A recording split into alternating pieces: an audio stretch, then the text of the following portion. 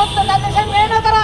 তোমার স্ত্রীকে তুমি যৌনকর্মী বানাতে চাও না, তোমার মেয়েকে তুমি যৌনকর্মী বানাতে চাও না, তোমার বোনকে তুমি যৌনকর্মী বানাতে চাও না, তোমার গরিবের মেয়েকে কেন বানাতে চাও? তার এই দেশের নাগরিক না, তাদের পয়সা তুমি আজ প্রধান উপদেষ্টা প্রধানমন্ত্রী তাদেরকে যৌনকর্মী বানাতে চাও। কোটি কোটি টাকা তোমরা ব্যয় করো, এদেরকে কি স্বামীর জীবনে ফিরিয়ে নিয়ে আসো। মুসলমান দেশে কোন দিন বেশ করে থাকতে পারে না, পাসপোর্টে থাকতে পারে না, তাদেরকে এখন যৌনকর্মী সেক্স ওয়ার্কার বানানো হচ্ছে, স্বাধীনতা দেওয়া হচ্ছে, এগুলোকে বন্ধ করতে হবে। ডক্টর ইউনূস সাহেবকে আমরা সমর্থন করেছিলাম, পতিত স্বৈরাচারকে যখন এই দেশের লোক তাদের তাড়িয়ে দিয়েছিল, তারপরে তার কর্মকাণ্ডগুলো আমরা সমর্থন করতেছিলাম। সমর্থনে মানে এটাই নয় উনি যা ইচ্ছা তাই করে দেবে আর আমরা মেনে নেবো।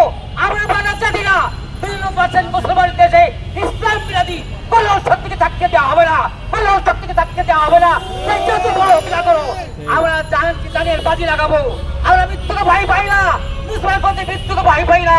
ইসলামের জন্য আমরা জীবন থেকে আমরা উৎসব করতে পারি। এই নারী নীতি যখন বাস্তবায়ন করতে চেয়েছিল বিগত স্বৈরাচারী সরকার, আমরা যশোরে মিছিল করেছিলাম। মিছিল আমাদের ছাত্র শহীদ হুসাইন হাফেজ হুসাইন শহীদ হয়েছিল, ওই শহীদের কারণে ওই নারী নীতি এখন চাপা পড়ে গিয়েছিল।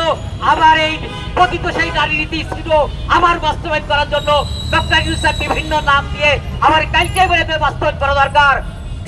আল্লাহ পাক বলেন ইহুদি নাসারা কোনদিন সন্তুষ্ট হবে না। হে মুসলমানেরা, ইহুদি মুসলমান ইহুদি নাসারা তোমাদের কোনদিন সন্তুষ্ট হবে না যতক্ষণ তোমরা ধর্ম গ্রহণ না করবে, এটা আল্লাহ পাক বলেন। আর আমাদের এই সমস্ত শয়তানের দল মনে করে যে ইহুদি খুশি করতে বলে বেঁচে গেলাম, নাসারা খুশি করতে বেঁচে গেলাম, কোনোদিন তারা খুশি হবে না। সুতরাং এই মুসলমানের দেশে ইসলাম বিরোধী কোনো কার্যকলাপ আমরা চলতে দেবো না।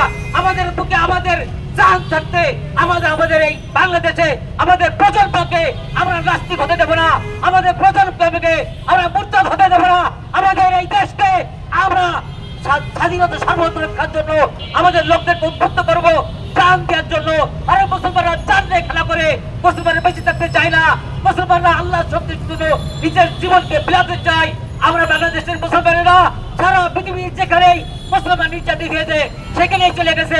ফিলিস্তিনের মুসলমান এর আগেও যুদ্ধ করেছে, আমরা আফগানিস্তানে যুদ্ধ করেছে, ওই বসনিয়ায় যুদ্ধ করেছে।